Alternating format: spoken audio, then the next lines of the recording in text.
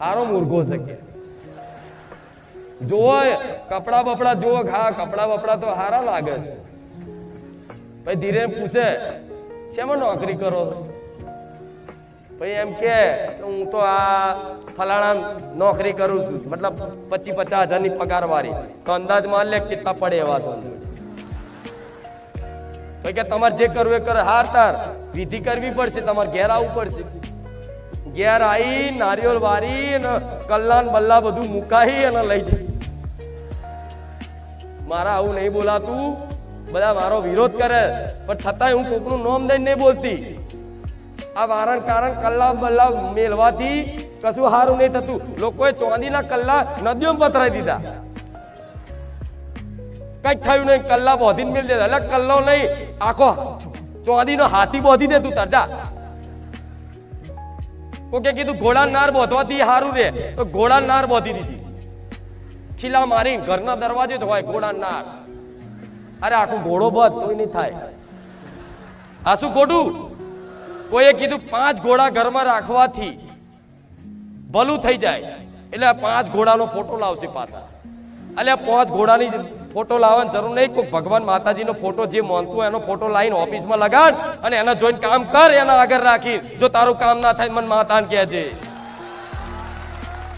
લોકોના પોતાની ઓફિસમાં પોતાના ઘરમાં ભગવાનનો ફોટો બહાર લગાવતા શરમ આવે આજના માણસોને. એવી દુનિયા થઈ ગઈ છે. લોકોને રામ રામ બોલતા શરમ આવે. બોલો તો માયા તો જુઓ. રામ એટલું પવિત્ર નામ છે, ભગવાનની કૃપા હોય એ રામ બોલીએ કે. જેને ભગવાનની કૃપા થાય એને રામ ક્યાંક સાંભળવા મળે. છતાંય માણસો માયા એવી છે, શરમ મેલી, શરમ અનુભવાય કે રામ રામ બોલીશ ઓફિસમાં કેવું લાગશે. અરે જેને ના વાપરો ના બોલો તો કઈ નહીં, પણ તમે તમારે જે જગ્યા પર ઘર ઉંમર રહેતા હોય કે ભગવાનનો હું તો કોઈ જેને માનતા હોય ને એનો આવડો મોટો તમારું ઘર છે ને એ ભગવાન માતાજીથી જ ઓળખાવું જોઈએ, એવું રખાય. આ શું ખોટું? તમારા ઘરમાં કોઈ એન્ટર થાય ને તો પહેલી તમારી કુળદેવી ચામુંડમાં દેખાવી જોઈએ કે ચામુંડ વાળા છે, આ મહાકાળી વાળા છે, આ ખોડિયાર વાળા છે, આ શક્તિ વાળા છે, આ રામ ભગવાન વાળા છે, કૃષ્ણ વાળા છે, હનુમાનજી વાળા. તમે જેને માનતા હોય ને એની છબી લગાવો ઘરના દરવાજાની આમ બહાર ગેલેરીમાં મોટો ફોટો લઈ આવો, લાઈટ વાળો હારો મળે. આવતા જતા 25 વખત ઓટા ફેરા, 25 વખત ભગવાન દેખાશે, 25 વખત માતા યાદ દેખાશે, 25 વખત તમે નમતા નમતા જશો. 25 વખતનું નમેલું તમને શી ખબર? એ 25 વખતનું નમેલું ચો જઈને ઉભું રહે. ભગવાનની કૃપા માતાની કૃપા ચો જઈને શું થાય આગળ જતા 6-12 મહિને ખબર પડે કે ફોટો લાવવાથી મારા ઘરની દશા ફેરવાઈ બધી સારું થઈ ગયું. આ શું ખોટું? ફોટો લાવે દશા સુધરી જઈ મતલબ, પણ ના શરમ આવ.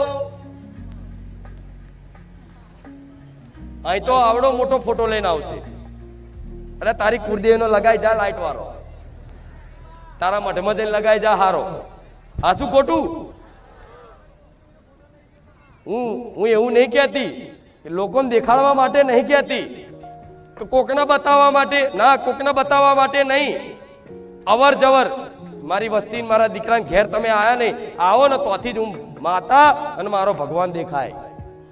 એ સીડીઓમાં રામ દેખાય, ઉપર ચડતોય રામ દેખાય, જો જો તો રામ દેખાય, જો જો તો માતા દેખાય. તમને એવું લાગે આ ઘર નહીં ધામ છે. આ શું ખોટું? હું એવું નહીં કહેતી આટલા બધા લગાવો. એટલા મારી વસ્તી ઘેર તો એટલા બધા એટલે છે કે તમારે જ્યાં ભક્તો લઈને આવો તો બધા ભેગા થાય એટલે છે.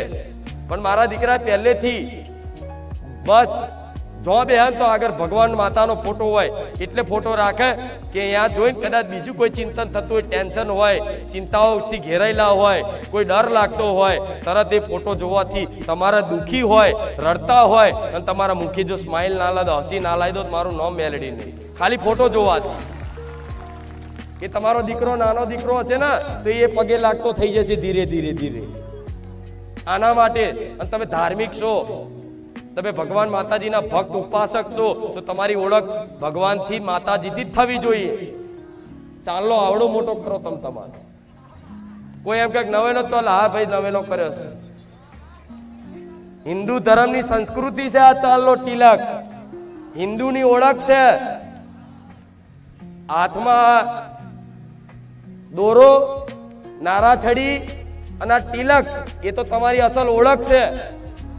તમે માતાવાળા છો ને તો રોજ સવારમાં ઉઠી અને પોતાની કુળદેવીને, રામચંદ્ર ભગવાનને અને મને માતાને માનતા હોય અને મારો ફોટો ઘેર રાખ્યો તો મને માતાને ચોલ્લો કરી અને પછી આમ કરીને તિલક કરીને નીકળજો. એ તિલકમાં રહીશ અને એનો પ્રભાવ હોય, એનો પ્રભાવ પડે. આ શું ખોટું? હા, પણ તિલક કરીને જો મોડે આખો દાડો ગારો બોલવાની ટેવ હોય તો સુધારી દે.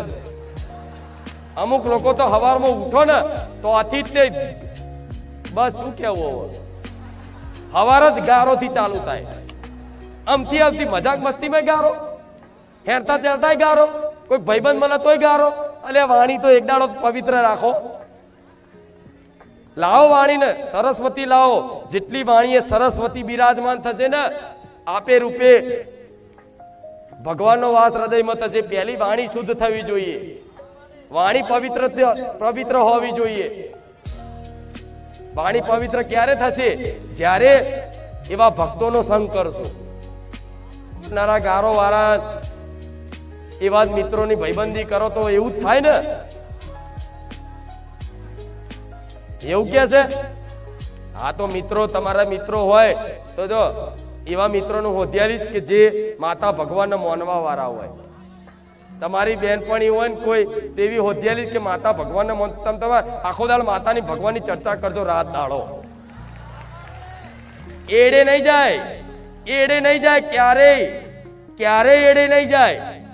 અને ધીરે ધીરે ધીરે ધીરે વાતો કરતા કરતા રામાયણ ને મહાભારતની કથા કદાચ મુખેથી વાર્તા કહેતા ના થઈ જાય ને તો લગીનું મેલેડી નહીં જપું.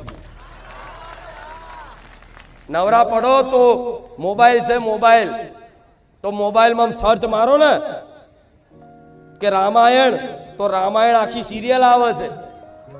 સાંભળવી હોય તો સાંભળવા માટે આવે છે, જોવી હોય તો જોવા માટે આવે છે. મહાભારત તો લખો, મહાભારત, આખું મહાભારત કૃષ્ણ ભગવાનનો અર્જુનજીનો સંવાદ ઉપદેશ વાપરવા મળે. બેઠા બેઠા સાંભળો, ખબર પડશે ભગવાનનું અસ્તિત્વ શું છે, ભગવાન શું છે, મનુષ્ય શું છે, આ કર્તવ્ય શું છે, કર્મ શું છે, પુણ્ય શું છે, પાપ શું છે, આ બધી ખબર પડશે, સમજ મળશે. આપે રૂપે દરેકને જો ધીરે ધીરે ધીરે ધીરે અંદર જ્ઞાનનો વિકાસ ના થાય ને તો મને કહેજો. તમારા ઘેર મોબાઈલમાં ભગવાન બેઠા જોડો. આ શું ખોટું? પેલા તો રામાયણ જોવા જવું, પેલાના જૂના જમાનાના માણસો પૂછી આવજો. પેલા રામાયણ નતું જોવા મળતું. પેલા છે ને ભવૈયા આવતા ગામમાં, ખબર હશે, ભવૈયા આવતા. અને હજુ કઈક ગામડામાં રિવાજ પરંપરા ચાલતી હશે ભવૈયાની. એમાં કોઈ રામ બને, લક્ષ્મણ બને, સીતા બને, રાવણ બને, હનુમાનજી બને, જાંબવંતજી બને, અંગદજી બને, એમ કરી આખી રામાયણ ભજવતા. એવું નાટક કરતા, નાટક ભજવતા ને તો આખું ફર્યું ભેગું થઈને, આખું ગામ ભેગું થઈને નાટક જોવા જતું અને એવો આનંદ કરાવો. એમાંથી રામાયણનો બોધય શીખવા મળે. આજ બધું એ બધા જમાના જતા રહ્યા. એ ભાગ્ય કોઈક ગામડાઓ જોવા મળતું હશે અત્યારે. અને ધન્ય છે એ ગામ કે જ્યાં આવા ભવય કરવા વાળા ભવય આવે છે અને એ ભગવાનનું નાટક ભજવે છે. એ ધન્ય છે એમની પરંપરા, એમની ધન્ય છે એમની પેઢીને, એ ધન્ય છે એ ગામને કે હજુ આ ચલાવી રાખ્યું છે. આ શું ખોટું? પણ આજે જમાનો ધીરે ધીરે જતો રહેશે. પેલા ભજન ગાવા વાળા આયા હતા, ખબર છે ને? સવારમાં ઝાલર વગાડીને ભજન ગાવા વાળા આયા હતા. મેં એમનું સન્માન કેમ કર્યું? એટલે કર્યું કે છેલ્લી પેઢી છે કે સવારમાં ઉઠી અને ભગવાનનું નામ સંભળાવે છે. તો શી ખબર આ છેલ્લી પેઢી હોય, આગળની આવનારી સમયગાળામાં કોણ તમને આવો ઉપદેશ આપશે? નહીં આલા જમાનો એવો, જાહેરમાં બધી સભા નહીં થાય. તો મોબાઈલ છે, તો મોબાઈલમાં ઘેર બેઠા મન માતાને હોભરી શકો છો, મોબાઈલમાં રામાયણ જોઈ શકો છો, મોબાઈલમાં મહાભારત જોઈ શકો છો અને મોબાઈલમાં મહાપુરુષની વાણી સાંભળી શકો છો. મેં પેલા રવિવારે કીધું હતું, પ્રેમાનંદજી મહારાજ જેવા સંતોને સાંભળો. હું જાહેરમાં કહું છું આ વાત. હું એવું નહીં કહેતી ખાલી મારું એકલાનું સાંભળો. જેમ કે મારે તો કઈ રીતે ભલું થાય એ મારો ઉદ્દેશ છે. તો હું માતા